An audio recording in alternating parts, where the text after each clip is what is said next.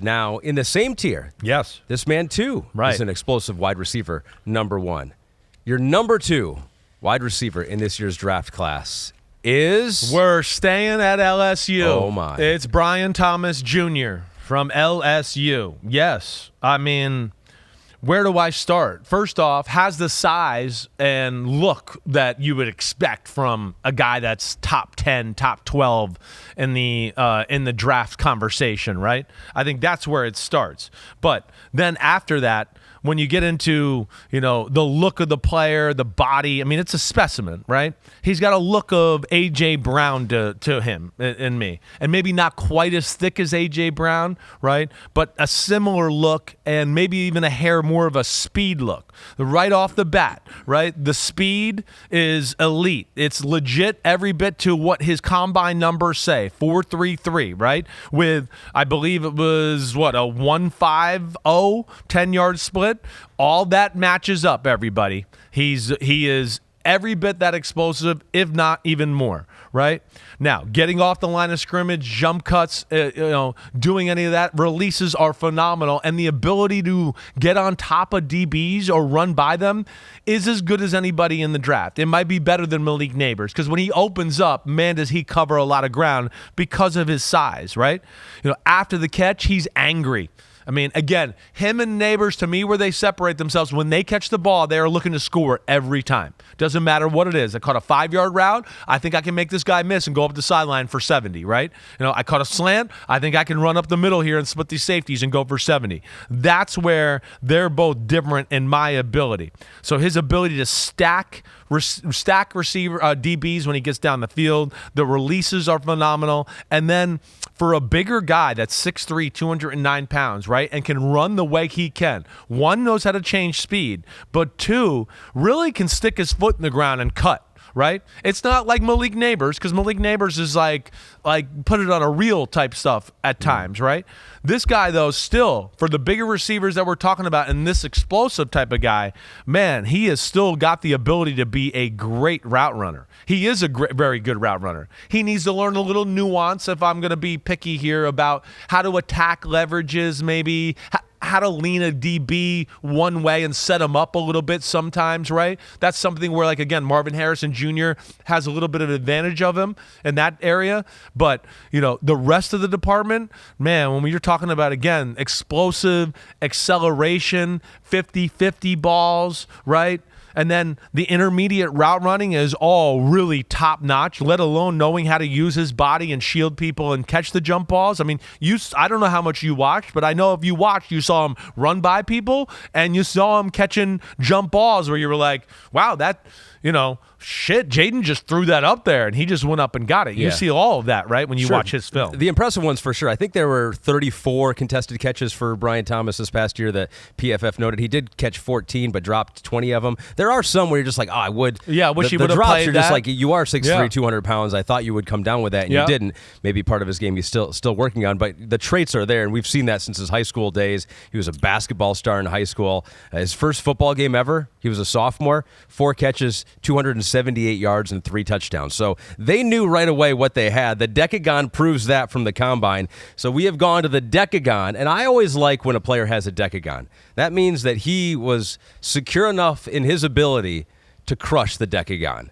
And that is what he has done, as it is basically 89, 90s. The 40-yard dash was a 94. Vertical jump was an 82 percentile. Broad jump, basically the 80th percentile.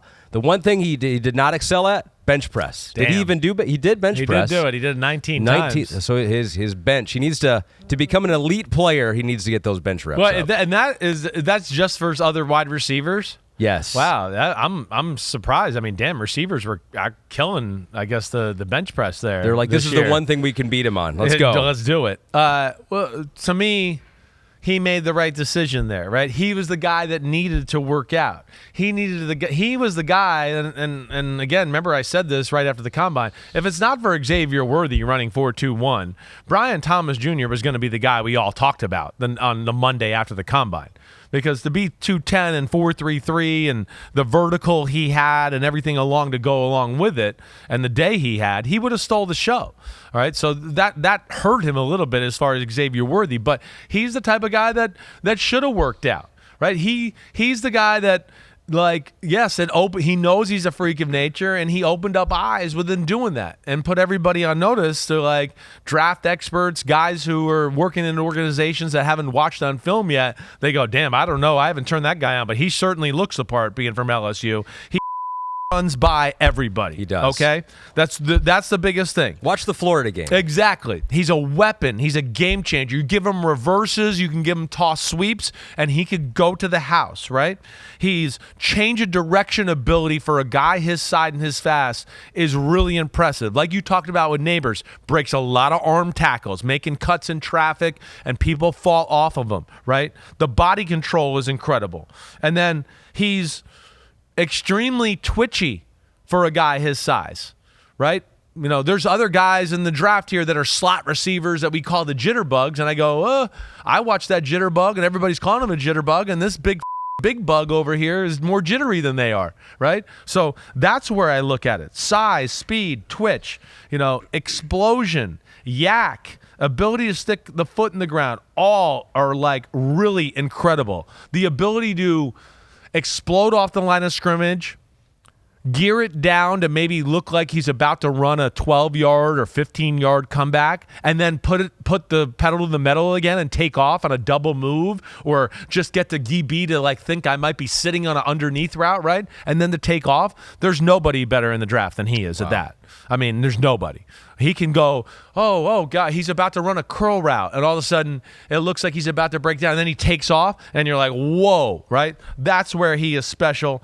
Got another gear. He is a specimen, and yes, he is my number 2 wide receiver. He is a projected top 20 pick now, but much like Malik Neighbors, he has shot up here. He was not even in the top 50 in November mock drafts, which is crazy to think about it. It's like that LSU defense and the fact that they were no good probably kept these two guys under the radar for more of the season than they would have been otherwise. They were not playing in those high-profile games to make the college football playoff. A couple comments from the other scouts out there. NFL.com's Lance Zierlein says still needs to improve intermediate routes, play a little more physically when crowded, so in those tight areas. And PFF has a not a make you miss type of receiver after the catch. So I guess they're saying he's physical and can break tackles, but not a necessarily. I mean, some of the guys, I think it's pretty damn good. I mean, there's enough plays where I go, well, he caught this ball, he made this guy miss, and he's running up the sidelines for 40 yards, right? I mean, there's plenty of that. So, I think that's a little bit better than people realize. The thing where, I think the NFL game is going to benefit him in a lot of ways. And one is really, I mean, it's go routes, it's 6-yard hitch routes, and it's a shallow cross and a slant. I mean, that's really all he runs for the most part. Yeah. Right? So, again, you'd like to see more along those lines, but when you piece it all together, whether he's running routes or with the ball in his hands, I have no doubt about his ability to do all of that. And, the intermediate route stuff, gosh, I had no problem with it. Again, it might have not been textbook out of the book, but I didn't look at it and go, oh, wow, he really had a, or take a lot of extra steps to break in on the 20-yard in cut. None of that. Maybe some of it could have been a little bit more precise, but yeah, at times I think they just roll it in there and go, get in there and get in the spot where he can find you and throw the football. I see plenty of ability in that department. All right, let's let the homies chime in here. Mighty Chaos 41 says, I like that he's a star wide receiver that has no reservations to block downfield on screens and in the run game. That wide receiver coach needs to get paid. All those LSU wide receivers block. Well, he loves to show his ability. He loves to show his physicality, and then if somebody breaks open, he loves to run them down and give you that last extra block to get you in the end zone, right? That's what he's. I love that. Because he's a freak. He knows those are times where he's like, wait, I can show everybody watching on film and on TV, I'm the fastest guy out here. So why don't you run down this guy that everybody thinks is fast and give one more block for him to go in the end zone? But yeah, I'm with you. I love that too. Is there a chance that you just really like the LSU jersey? Because you had Jamar Chase number 1, you had Justin Jefferson number 2. You love Joe Burrow's tape, one of the best you'd ever seen. Yeah. Jaden Daniels, your number 1 quarterback. Is there number a chance? 2 quarterback. Yeah, that's right, number 2 quarterback. Is there a chance that you just really like watching? I do love their jerseys. I love their unis. Their unis are definitely in the top 5 of college football. Elite player immediately. They're one of those. For LSU is one of those schools for whatever reason.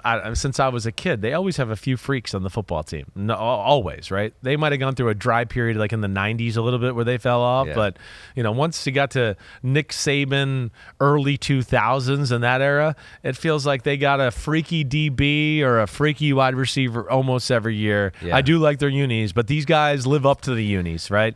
This is as a duo better than OBJ and Jarvis Landry. Ooh. Right? Okay. At LSU. And I will say it rivals Jamar Chase and Justin Jefferson. I'm not going to say it's because those guys are amazing. You know that, but it rivals them. It does do that. I could tell you were on the borderline there. You're like, I like these guys close. A lot. I do. I really do.